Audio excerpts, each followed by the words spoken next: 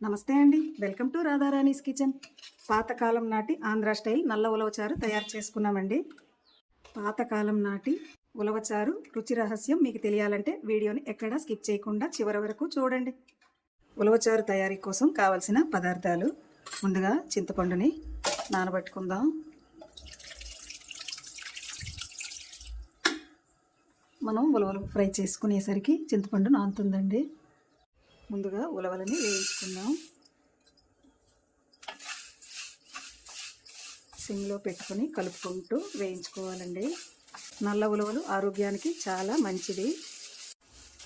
సిమ్లో పెట్టుకుంటూ 5 నిమిషాలు కలిపితే ఈ విధంగా ఫ్రై అవుతాయండి.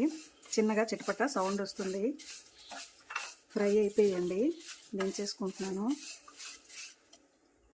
మనం ముందుగా వేయించుకున్న ఉలవల్ని ఉడికించుకుందాం. ఇలా ఉలవలన్నింటినీ వేసుకున్నాం కదండి. ఉలవలు ములిగే వరకు వాటర్ వేసుకోవాలి. వేసుకుని 7 విజిల్స్ వచ్చే వరకు ఉడికించుకుందాం. 7 విజిల్స్ వచ్చేయండి, స్టవ్ ఆఫ్ చేసుకుంటున్నాను. కుక్కర్ చల్లబడిందండి. ఉడికిన ఉలవల్ని చల్లారబెట్టుకుని మిక్సీ చేసుకోవాలి. ముందుగా నానబెట్టుకున్న చింతపండు రసాన్ని వేరు చేసుకుందాం.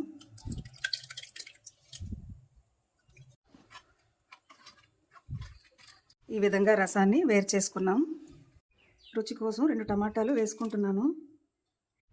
1 స్పూన్ పసుపు, టేస్ట్కి సరిపడా ఉప్పు వేసుకోవాలి. నేను 2 స్పూన్లు వేసుకుంటున్నాను. ఇప్పుడు వీటిని మెత్తగా కలుపుకుందాం. పాతకాలంలో టమాటా వేసేవారు కాదు, ఇప్పుడు రుచి కోసం మనం వేసుకుంటున్నాం. చక్కగా కలిసిపోయిందండి. మనం ముందుగా వడకట్టుకున్న చింతపండు రసాన్ని వేసుకుంటున్నాను. మనకి చారుకు సరిపడా వాటర్ వేసుకోవాలి. ఉలవలు చల్లారాయండి, మిక్సీ చేసుకుందాం. 1 స్పూన్ జీలకర్ర, 10 ఎండుమిరపకాయలు వేసుకుంటున్నానండి. కారం వేసుకోకూడదు. పచ్చిమిరపకాయలు కానీ ఎండుమిరపకాయలు కానీ వేసుకోవాలి. మనం కారం ఎంత తింటామో చూసుకొని వేసుకోవాలి. కొన్ని వెల్లుల్లి రెక్కలు. ఇలా అన్నింటినీ మిక్సీ చేసుకుందాం. మిక్సీ చేసుకున్న పేస్ట్ని ఈ రసంలో వేసుకుందాం.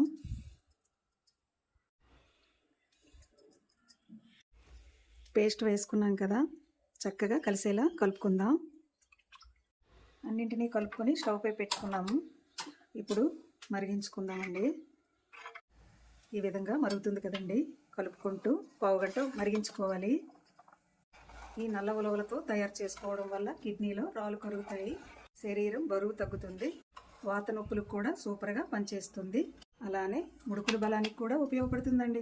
అందువలనే మన అమ్మమ్మలు, నానమ్మలు ఎక్కువగా ఈ నల్ల ఉలవల రసాన్నే వాడేవారు. పావుగంట మరిగిందండి, స్టవ్ ఆఫ్ చేసుకుంటున్నాను.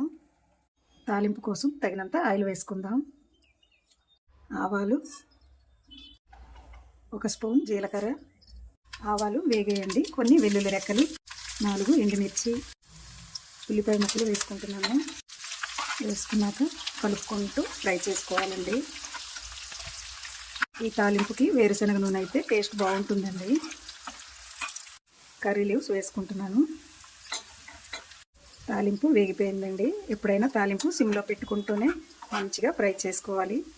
అప్పుడే చారైనా కూరైనా మంచి టేస్ట్ వస్తుందండి. స్టవ్ ఆఫ్ చేసుకుంటున్నానండి. వేగిన తాలింపుని ఉలవచారులో వేసుకుంటున్నానండి.